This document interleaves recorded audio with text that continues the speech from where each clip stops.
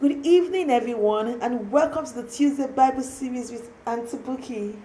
If you are just joining us, my name is Adebukola Cole, and I love to be called Auntie Buki. Thank you, and welcome again to the Tuesday Bible series. Last week, we had a Bible lesson from the book of Genesis, chapter 4, the story of Cain and Abel. Last week, we talked about the consequences. After Cain killed his brother Abel, because of his sins, there was the consequences for that action.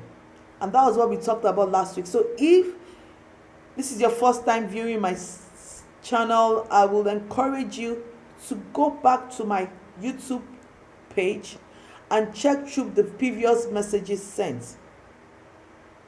So this week, we're going to be talking about the story of Noah. Yes, Noah.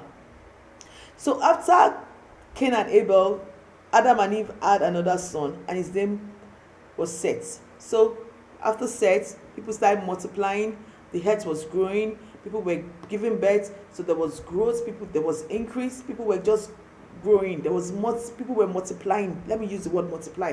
People were multiplying in the face of the earth. So God looked down from heaven, and he searched the heart of man. And God saw that the hearts of men, they were all evil. Men constantly were doing evil things.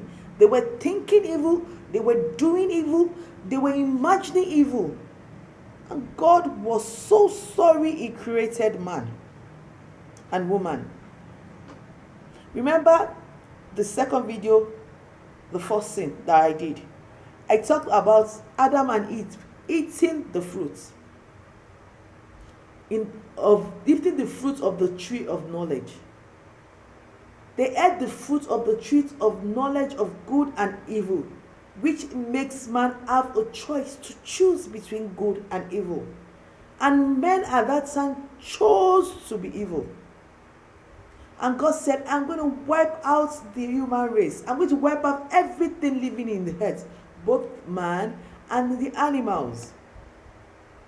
But there was a man who found favor in the house of God. His name is Noah.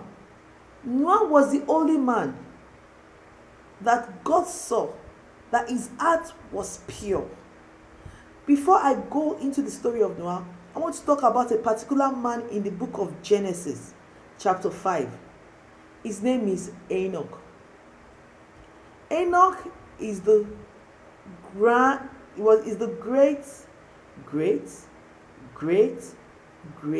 grandson of Adam. I said what? Enoch is what? Enoch is the great, and the great grandson of Adam.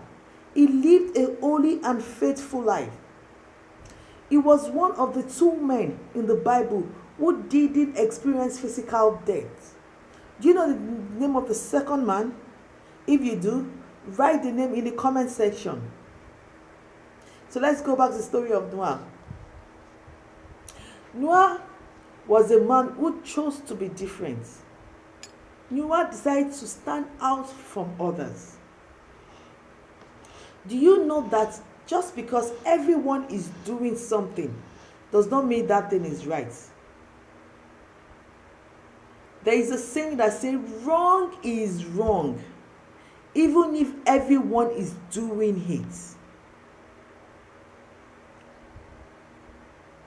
Are you that one that is bold enough to say, I don't want to do what others are doing?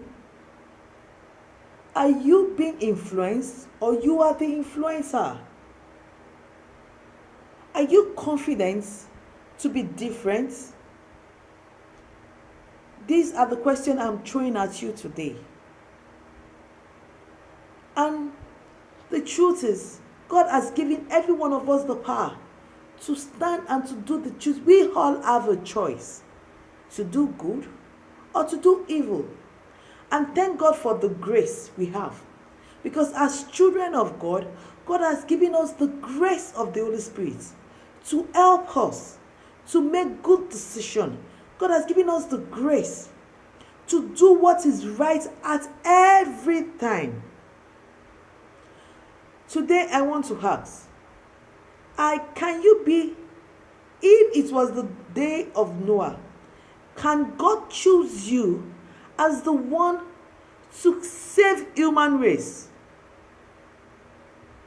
Because God chose Noah to save human race. Because if Noah had also been like the other people, we won't be here today.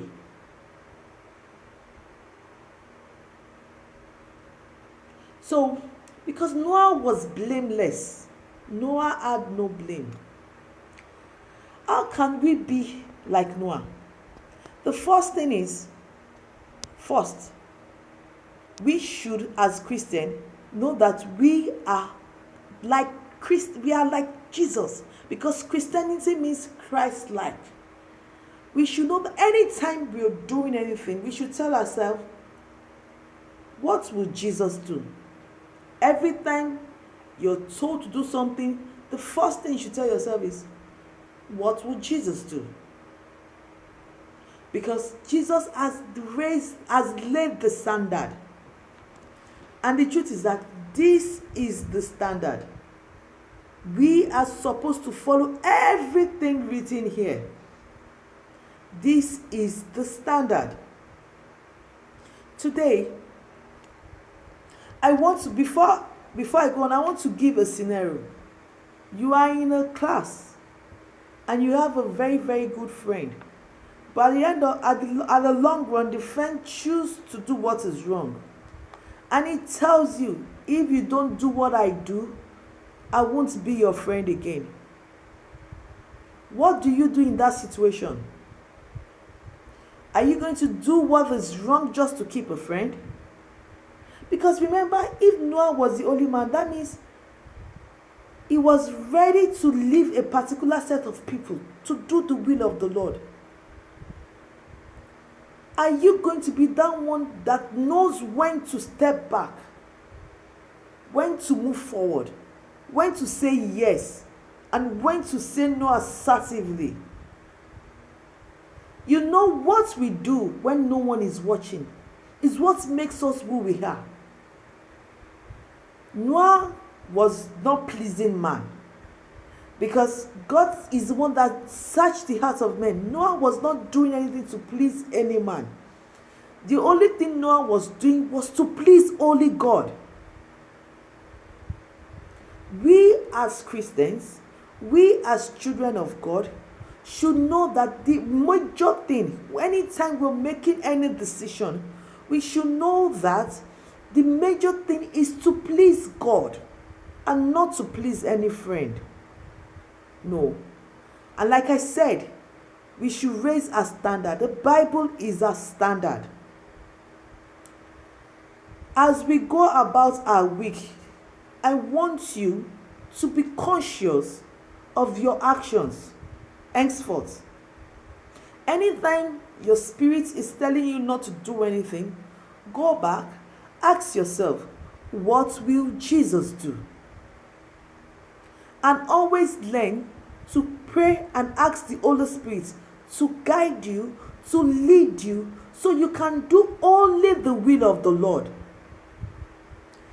I trust and I believe that you are that one that even when others are doing what is wrong, you will decide, you will stay and tell yourself, I will do only what the Lord asks me to do. I will go against the standard of God.